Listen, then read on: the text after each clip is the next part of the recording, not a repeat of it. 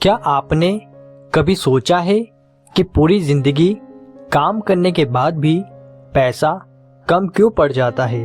क्या वजह आपकी मेहनत है या फिर कोई ऐसा सिस्टम जो चुपचाप पैसा कंट्रोल करता है? आज इस वीडियो में आप जानेंगे सेंट्रल बैंकिंग का वो सच जो ना स्कूल में बताया जाता है ना न्यूज़ में खुल कर आता है। अगर चैनल पे नए आए हैं तो चैनल को सब्सक्राइब करें। तो चलिए दोस्तों शुरू करते हैं। चैप्टर नंबर 1, पैसा आखिर है क्या? पैसा कोई सोना नहीं है, यह सिर्फ एक विश्वास है। कागज का नोट तभी चलता है जब लोग उसे मानते हैं। पहले लोग वस्तु से वस्तु बदलते थे, फिर सिक्के आए और जब सिर्फ कागज और संख्या, पैसा असल में एक समझौता है। चैप्टर नंबर 2, पहले पैसा कैसे चलता था? पुराने समय में लोग सोना और चांदी इस्तेमाल करते थे क्योंकि ये सीमित थे। राजा भी उतना ही खर्च करता था जितना उसके पास सोना था। इस सिस्टम में धोखा देना मुश्किल था। यहीं से समस्या शुरू हुई जब सोना बैंक में जमा होने लगा। चैप्टर नंबर 3, बैंक कैसे पैदा हुए? लोगों ने सोना सुरक्षा के लिए सोनारों और बैंकों में रखा। बैंक बदले में रसीद देते थे। धीरे धीरे लोग रसीद से ही खरीद फरोख्त करने लगे। यही बैंक समझ गए कि सारा सोना एक साथ कोई नहीं मांगता। चैप्टर नंबर 4, हवा से पैसा बनने की शुरुआत। बैंकों ने देखा कि 100 लोगों में सिर्फ 10 लोग ही सोना लेने आते हैं, तो उन्होंने बाकी 90 के नाम पर नए कागज छाप दिए। यहीं से बिना सोना पैसा बनने लगा। इसे कहते हैं हवा से पैसा बनना।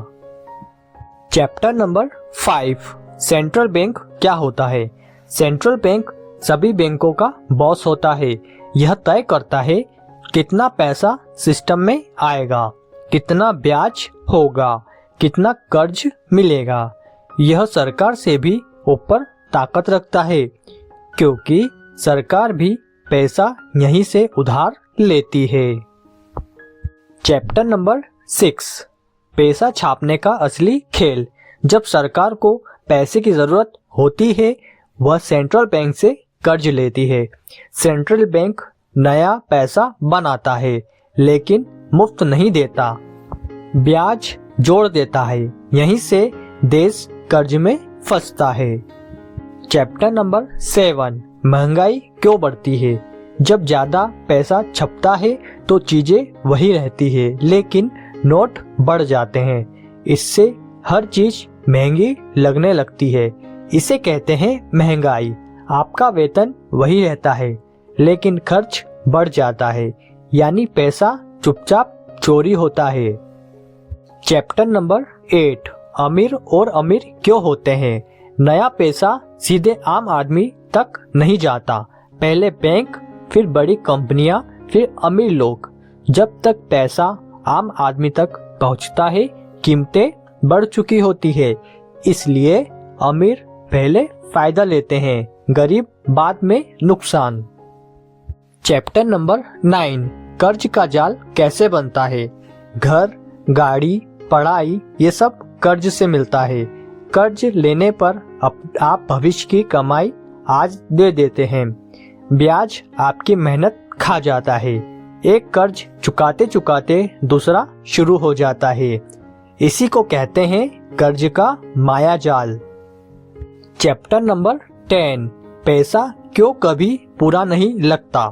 क्योंकि सिस्टम ऐसे बनाया गया है, हमेशा ब्याज ज्यादा है, पैसा कम। सिस्टम चाहता है आप दौड़ते रहे, काम करते रहे, कर्ज चुकाते रहे ताकि आप सवाल न पूछे और सिस्टम चलता के चलता रहे। चैप्टर नंबर 11, स्कूलों में ये सब क्यों नहीं पढ़ाया जाता? क्योंकि सिस्टम को जागरूक लोग पसंद नहीं। उसे चाहिए काम करने वाले लोग। अगर लोग समझ गए कि पैसा कैसे चलता है तो वे सवाल करेंगे और सवाल सिस्टम को कमजोर करता है। इसलिए सिर्फ नौकरी सिखाई जाती है, पैसे की समझ नहीं बताई जाती। चैप्टर नंबर 12, क्या सेंट्रल बैंकिंग बुरी है?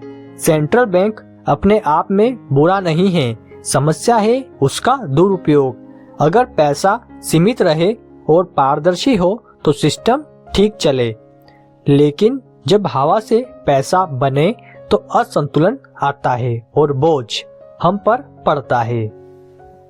चैप्टर नंबर 13, आम आदमी क्या कर सकता है? पहला कदम है समझना, बिना समझे कोई बच नहीं सकता। दूसरा है कर्ज से दूरी।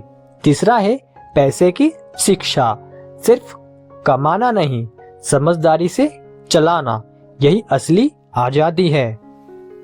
चैप्टर नंबर 40, पैसा और समय का रिश्ता। आप समय देते हैं, पैसा कमाते हैं, लेकिन महंगाई आपका समय खा जाती है। इसलिए पैसा नहीं, समय असली दौलत है।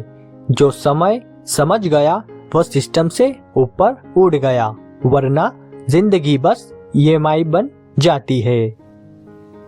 चैप्टर नंबर 15, अंतिम सत्य, सिस्टम को जानो। सेंट्रल बैंकिंग कोई राज नहीं है, राज यह है लोग इसे समझते नहीं। जो समझ गया वह डरता नहीं, जो नहीं समझा वह पूरी जिंदगी दौड़ता है।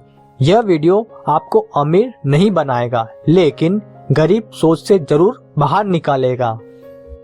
पैसा कमाना जरूरी है, लेकिन पैसा कैसे चलता है यह समझना उससे भी ज्यादा जरूरी है, क्योंकि जो सिस्टम को समझता है वह सिस्टम का गुलाम नहीं बनता। तो दोस्तों, अगर आपको यह वीडियो पसंद आया हो तो वीडियो को लाइक, कमेंट, शेयर और चैनल को सब्सक्राइब करना ना भूलें। फिर मिलेंगे ऐसी किसी इंटरेस्टिंग वीडियो के साथ, तब तक के लिए नमस्कार।